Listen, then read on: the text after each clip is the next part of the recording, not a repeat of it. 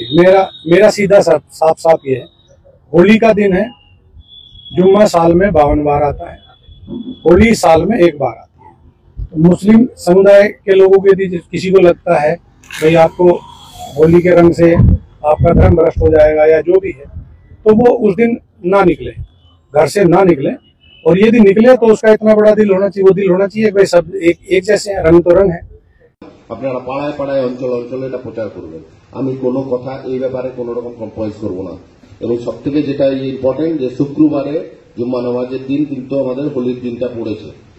তো আমি ছোট্ট করে আমার আপনাদের সবাইকে অভিনন্দন সাধুবাদ জানাই আসার জন্য। সকাল সকাল সকাল সবাইকে ডেকেছি, কারণ এই টাইমটাই হলো চ্যাট টাইম। তার বিকেলের দিকে নানা রকম ওনাদের রিচুয়ালস থাকে।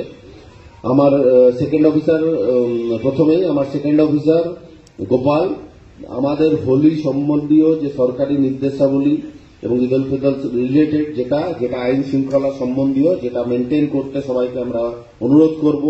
এবং প্রত্যেক পঞ্চায়েত প্রধান এবং উপপ্রধানদের ডাকার উদ্দেশ্য তারা অঞ্চলে অঞ্চলে এবং আমার দিদিদেরও বলেছি এটা প্রচার করে দেবেন যে কি করা যাবে, ডুজ অ্যান্ড ডোন্ট, কি করা যাবে না।